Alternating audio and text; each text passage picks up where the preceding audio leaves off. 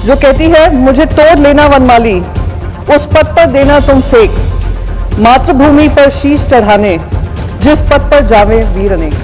Sir, कल प्रधानमंत्री जी ने ऑपरेशन सिंदूर के बारे में कहा वो अभी भी जारी है। 2 हफ्ते पहले वहां पे गृह मंत्री जी गए थे और उन्होंने कहा था आतंकवाद को बिल्कुल समाप्त कर दिया है।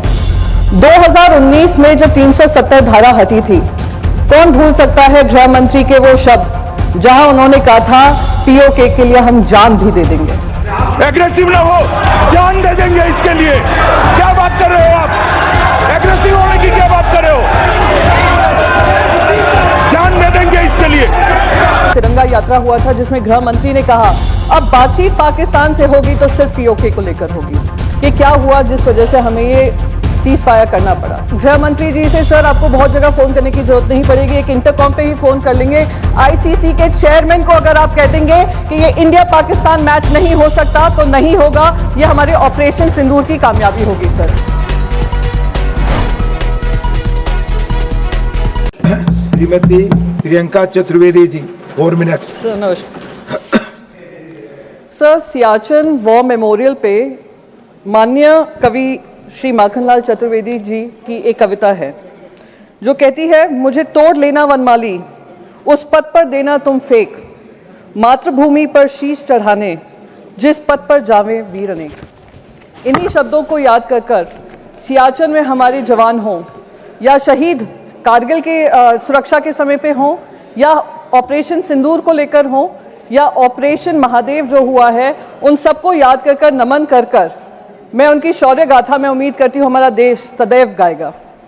साथ ही साथ मैं उन सारे परिवारजनों को श्रद्धांजलि व्यक्त करना चाहूंगी जिनकी जाने वो पहलगाम में गई, आतंकी हमले में गई, पाकिस्तान स्पॉन्सर्ड आतंकी हमले में गई, और वो अभी भी उम्मीद कर रहे हैं कि हर तरीके से ऑपरेशन सिंदूर, जो कल खुद प्रधानमंत्री जी ने कहा कि ऑपरेशन सिंदूर अभी भी जारी है, उस ऑपरेशन सिंदूर के तहत उनको हर पैमाने पे न्याय मिलेगा और नापाक हरकतें जो पाकिस्तान से होती हैं उसको खत्म करने का काम हमारी वीर सेना करेगी।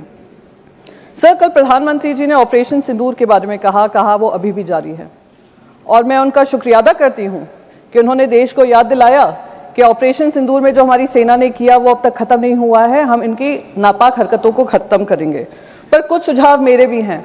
जब पहलगाम हुआ था मेरे मन में भी बहुत सवाल थे। 2 हफ्ते पहले वहां पे गृह मंत्री जी गए थे और उन्होंने कहा था आतंकवाद को बिल्कुल समाप्त कर दिया है।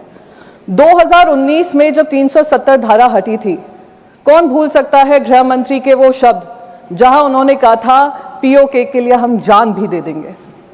तिरंगा यात्रा हुआ था, हम पार्लियामेंट्री डेलीगेशन जब गया था, हम जाने से पहले तिरंगा यात्रा हुआ था जिसमें गृह मंत्री ने कहा अब बातचीत पाकिस्तान से होगी तो सिर्फ पीओके को लेकर होगी। तो जब ऑपरेशन सिंदूर जारी था और अचानक से उस पर फुल स्टॉप लगा, मन में सवाल तब भी था कि क्या हुआ जिस वजह से हमें ये सीज फायर करना पड़ा, क्योंकि हम सिर्फ पीओके की बात करना चाह रहे थे। तो अब क्योंकि ऑपरेशन सिंदूर जारी है और प्रधानमंत्री जी ने ये कहा है, तो मैं बस 2-3 चीजें उनके सामने कहना चाहूंगी। सर, ऑपरेशन सिंदूर का हर हिस्सा, चाहे वो फिल्म इंडस्ट्री हो, चाहे वहां की न्यूज चैनल्स हो, चाहे उनके इन्फ्लुएंसर्स हो, हमने सब पे पाबंदी लगाई। सर, अब समय आ गया है कि क्रिकेट पर भी पाबंदी लगनी चाहिए। सर सर, हमारे विदेश मंत्री ने कहा कि मैं गर्व होता है इस बात का कि मैं उस पार्लियामेंट्री डेलीगेशन में शामिल थी जिसकी जिम्मेदारी मुझे सरकार ने दी थी। हम 33 देशों में गए। मिनिस्टर ऑफ एक्सटर्नल अफेयर्स कह रहे थे करीब 100 देशों से बातचीत हुई। मैं तो कह रही हूं गृह मंत्री जी से सर आपको बहुत जगह फोन करने की जरूरत नहीं पड़ेगी, एक इंटरकॉम पे ही फोन कर लेंगे।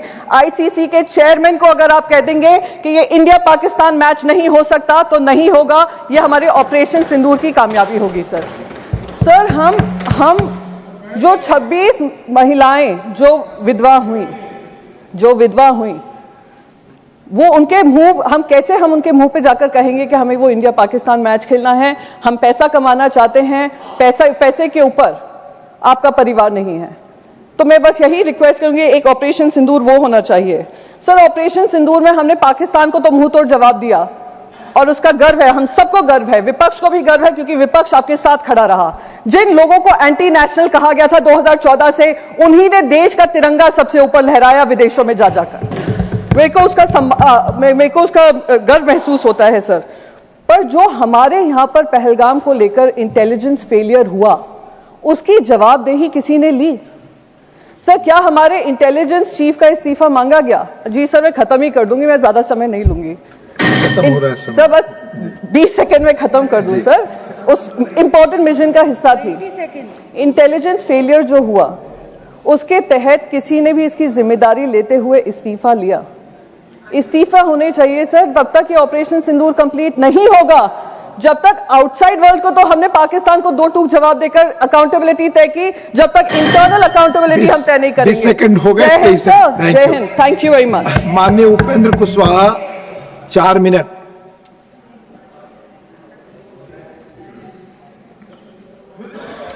समय बहुत कम है और बहुत सारी बातें